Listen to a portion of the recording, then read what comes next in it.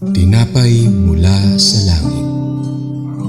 A daily morning devotion with CRC Family.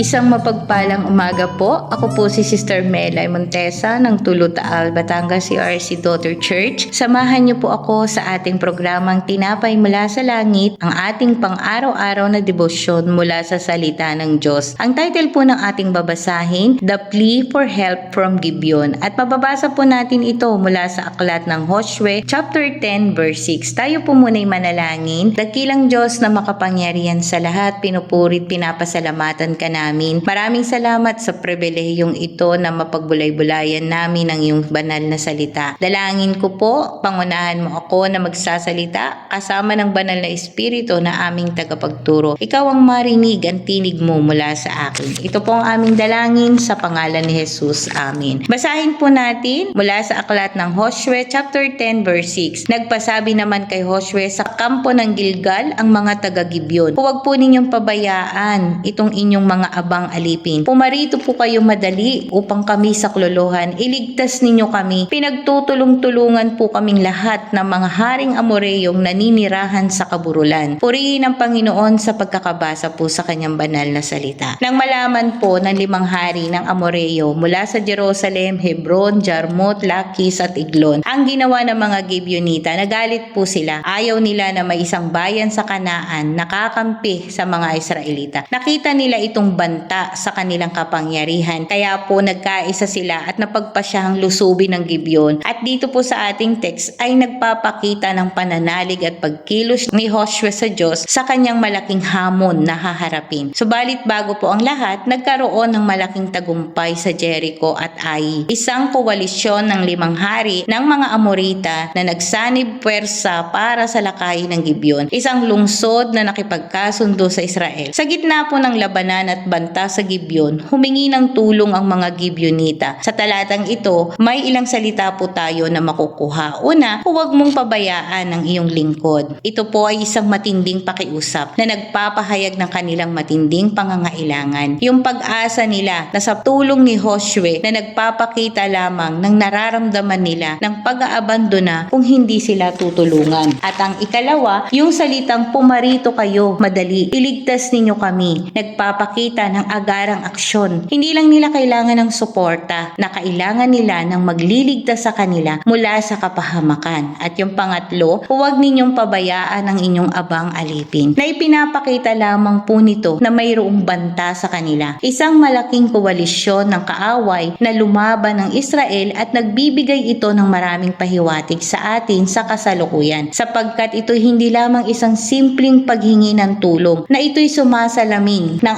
ating pananampalataya, responsibilidad at yung kapangyarihan ng pagkakaisa, na nagpapaalala po sa atin na ang kaaway ay nagkaisa din naman para sa kanilang layunin. Ang mga Amorita ay nagsama-sama laban sa Gibeon at sa kalaunan laban sa Israel. Subalit mas malakas ang nasa panig ng katwiran. Ang pagtugon ni Josue sa tawag ng Gibeon ay nagpapatunay lamang ng kahalagahan ng pagkakaisa sa anumang banta ng panganib. Ang application ko po dito, ang talatang ito ay nagpapaalala sa atin ng paghingi ng tulong sa panahon ng kagipitan. Ang Gibeon ay nasa matinding panganib. Hindi sila nagkunwari na kaya nila ang lahat. Sa halip, humingi sila ng tulong ng may pagpapakumbaba at pagmamadali, na ipinapaalala po sa atin na kapag nasa sitwasyon tayo ng mahirap, huwag po tayong mag-alinlangan sa ating Panginoong Diyos na may pusong nagpapakumbaba. Kausapin natin ng taimtim sa pamamagitan ng panalangin may pananampalataya at pagtitiwala sa ating Panginoong Hesus na ating tagapamagitan sa Diyos Ama. Sabihin po natin ng direkta ang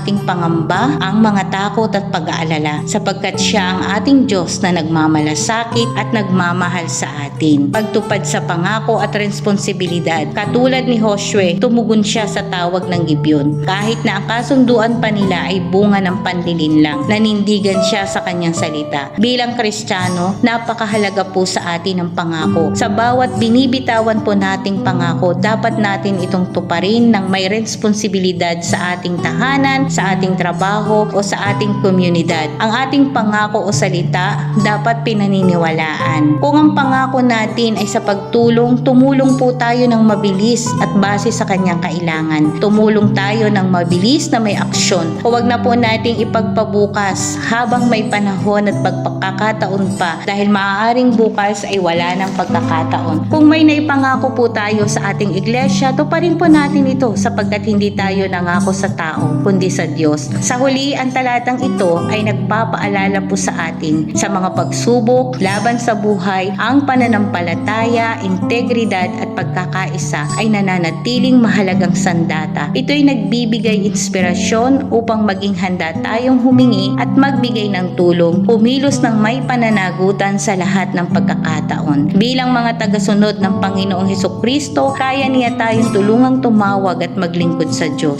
Purihin na ating Panginoon. Tayo po'y manalangin. Purihin ka aming Diyos na dakila. Pinupuri ka namin, pinasasalamatan ka namin, pinadakila ka namin. Salamat po sa kapahayagan mo sa amin sa umagang ito. Salamat sa paalala mo, Panginoon, na anumang mga pagsubok ang aming maranasan, patuloy kaming magtiwala sa iyo, Panginoon, sapagkat ikaw ang aming Panginoon na nagmamahal at nagmamalasakit sa amin. Nawa matanim po ito sa aming mga puso, ang bawat salita mo at amin po itong maisapamuhay. Salamat po, Panginoon. Ito po ang aming dalangin sa pangalan ni Jesus kasama ng banal na Espiritu. Amen. Maraming salamat po sa pakikinig sa salita ng Diyos. Malaya po nating ibahagi ang bidyong ito sa ating mga pamilya, sa lahat ng mga tao saan mang dako ng mundo, para po marami pa po ang mapagpala sa salita ng Diyos. Sa ganap po ito ng alas 5:30 ng umaga. Salamat po. To God be the glory.